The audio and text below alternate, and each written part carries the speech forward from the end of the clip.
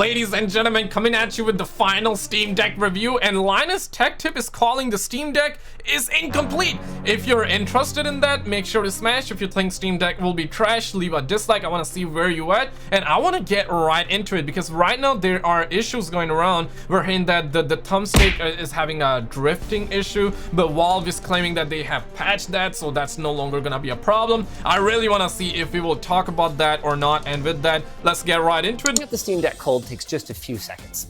Now, oh damn! Logged into a Steam account. You'll need to be online for this, obviously, and take a tour. He got like colors in the background, making it look all pretty and whatnot. Pretty well covered, and I was surprised at how self-explanatory just about every menu was. Home here contains your recently launched games, news, and recommended picks from your library based on the tastes of gamers with a similar profile. One surprisingly jarring feature for me on this page was the Friends tab. I mean, it's a pretty simple feed of games that your friends are playing and recent events. You can see mine is empty because I don't have any friends. And you can chat with them to play yeah, together. It's 2022, nobody got friends nowadays, huh? Store. That's just pretty normal stuff, right? But what it serves to highlight is the Steam Deck's online-first design, and I couldn't help feeling, looking at this, like the Switch is suddenly this relic of a different gaming era. I really want to know if he will show us the drift, because there is an issue with the drift. They say they have fixed it with an update, but I want to see if he will talk about that or not. The four methods of navigation: joystick, D-pad, touchpad, or touch screen to arrive at your destination. Oh damn, dude. Wherever that destination is, there's a pretty good chance that you're gonna find some, let's call them, I really like the design, honestly. It's very slim too. Brand new customer who doesn't own any Steam games, and I head straight Gotta to the work. store. To Valve's credit, this has already improved a lot. In fact, it was part of a big long list of improvements that Valve sent me just minutes before we sat down. Can a brother perhaps get the unblur on that? This one already. I had this whole thing written up about how the closest thing to a Steam Deck verified page in the store was the SteamOS/Linux heading under the categories tab that frankly reminds me of the reasons that Nintendo introduced their seal of quality program back in the 80s. Like, honestly, Climb Fall Human Guys? Really?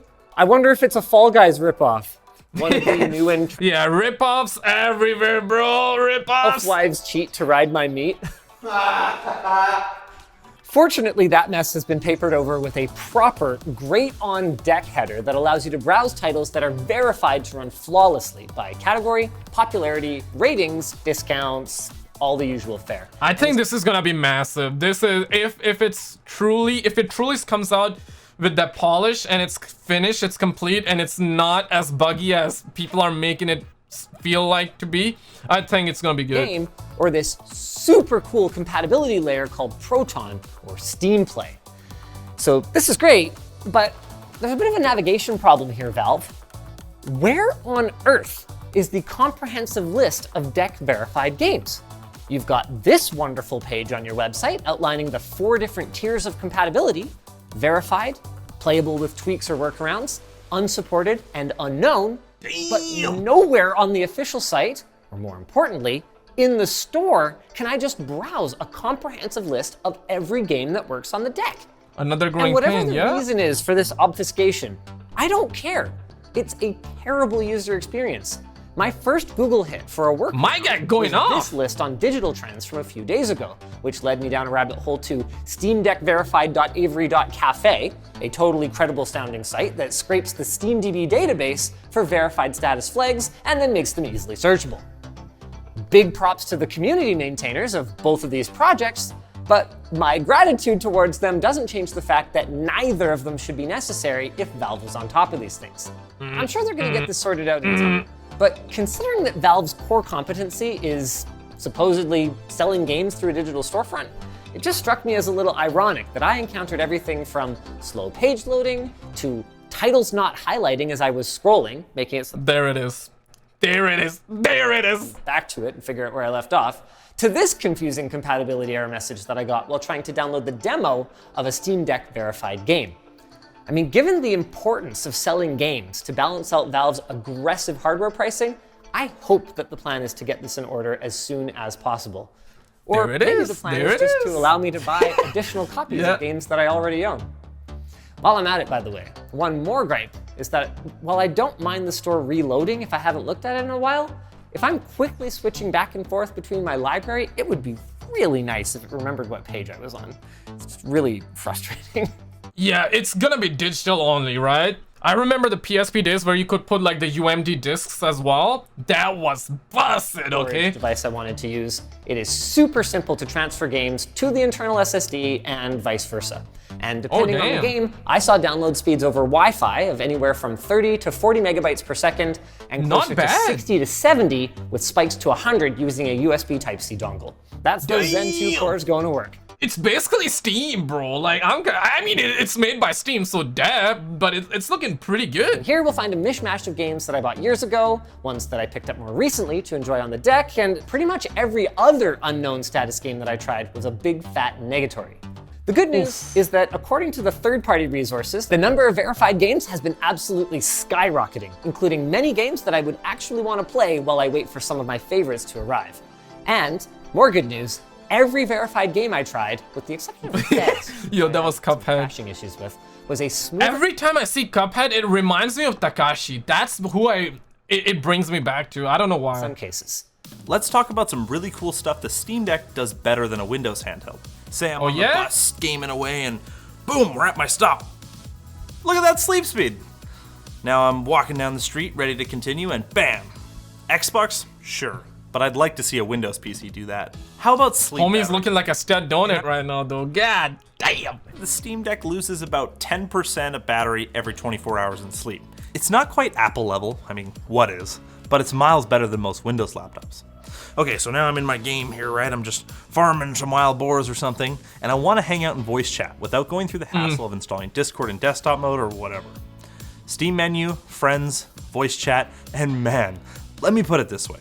I accidentally gave Linus a call in the middle of the night while playing around with this menu, and we were both blown away by the progress Valve has made with audio compression in recent years.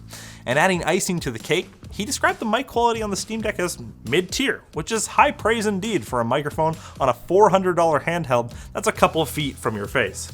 Here's a quick Caporama or what? How you feel? And here's a quick recording of the Steam Deck's microphone through Discord. The one challenge we ran into was during intense scenes, the game's audio could break through Valve's attempts at canceling it out. But the solution to this was as simple as either boosting the call volume or lowering the game volume, resulting in a really excellent social experience. All without Nintendo Gold, Xbox Gold, PS whatever. Yeah. Thank you very much, Valve. Man, I love free. Can a brother perhaps get some free online in PlayStation and Xbox? Need the most. Whether you're in the menu or mid-game, the quick settings menu is full of all kinds of goodies. You got your notifications, nothing really that interesting there. A way to more quickly access your friends, and you've got your quick settings. In here, you can adjust. Yeah, I want to know if he will talk about drifting or not. Okay. Not a huge fan of Valve's auto brightness. I think it needs some work. You can adjust your rumble and haptics, which, by the way, are still unamazing because they don't have dedicated hardware for it, but both of them are greatly improved through updates since our hardware review. And you can prioritize your connected controllers, toggle your wireless radios, all that good stuff. Bluetooth audio, by the way, for those who are bitter about years of Nintendo apathy, was completely painless with both my LG Tone-Free FP8s and my AirPods Pros, and I didn't try much else. Then there's the boring tab, the battery tab that, 2 hours? Did I say boring? I meant the opposite of that. This is the coolest one, and it is time for the rest of the console. I think it's gonna do 3 hours if I'm not mistaken, in total. That right there is an integrated performance monitor based on Mango Hut. And it's time for a bit of a side story. You could argue that Microsoft has good coverage of the consumer spectrum, with Windows for enthusiasts and tinkerers, and Xbox OS for normie gamers. But what they don't do a good job of is bridging this gap. And when I contacted them asking for a temperature readout for the Xbox Series X, for example. Yeah, I need to Google. What's the normie? From the moon. An FPS counter? Why would you want that? More like, what are you trying to hide? This is in stark contrast to Valve's approach here, which appears to be, well, I don't know, man. I mean, it's your thermal diode. I assume you want the value it's outputting, right? Damn straight! I mean, why pretend that a performance issue isn't real, creating confusion among consumers when you could just give the enthusiasts the tools that they need to diagnose it for you, and better yet, probably solve? I mean, it's beyond the scope of the video today, but the Fox is a wizard when it comes to tuning FPS, thermal and power limits in these handhelds to optimize performance and battery life to the point where he was actually able to beat 8 Valve's hours. estimates. So if you want to learn more about why this tab is so cool, you can go check out his shiz, all right? The dumbest part. Whoa, bro, I'm shaking. Yo, I'm shaking! Whoa, bro, that's crazy. Obviously powerful business tool. And when Steam Deck 2 comes out, it's going to be trivially Yeah, simple Steam for Deck gamers 2. to compare We're already performance, talking about that, which right? is a powerful upsell mechanism that it is baffling to me that everybody else doesn't want to leverage. Got to run to the can? Take your deck with you. All done? Pick up where you left off on your desktop. For the moment, though, things are a little more kludgy. To demonstrate, let's abruptly suspend a game session here. The deck goes to sleep, we go to launch that same game on desktop, and oops, we get a prompt warning us that we could lose progress if we continue. Waking the deck, closing the game, and putting it back to sleep resolves the issue, but it's not particularly elegant for the moment. And there are still quite a few rough edges. Here are a couple of navigation annoyances, for example. The keyboard doesn't roll over horizontally. Oh, and my precious quick access menu. This one drives me absolutely crazy. As you are scrolling through the sub-menus here, okay, if you go all the way down, it doesn't go into the next parent menu, obviously, because that would be stupid. But if you go up, it just carries all the way through. That's kind of Riri. That's kind of Riri. Valve is going to see this and fix everything that I've talked about before any customer actually. Yeah, they have already fixed the drifting issue. Into a huge. So that's good. If you're on the fence but have a gaming PC, fear not. Because for games that don't yet run natively or through Proton, Steam Remote Play on the deck is probably the best, most responsive game streaming setup I've ever used. It's straight up outstanding, and we don't say that a lot. But we'll also be looking at some of the more hacky use cases in more detail in the future, once Valve's had a little bit more time to. Yo, it's gonna be really interesting if this ever gets jailbroken. It's gonna get jailbroken, no doubt. Work refining the experience in the lead up to the consumer launch. Nobody wants to embarrass themselves, but they also have no intention whatsoever of stopping here. It's frustrating because it means consumers are expected to take whatever Valve offers today and trust that someday it'll live up to the vision, but it's also encouraging because it means that, looking at it like a console, once we've worked through the generous 400 some odd game launch titles, there's hope that it's going to be better for years to come. And honestly, I'm hopeful. But once it comes out for the public, wait 2 days before getting this, because we're talking about gaming industry. Everything always comes out unfinished in the markets, okay? But click on this video on the screen and I will see you right there. Just click it, man. You're gonna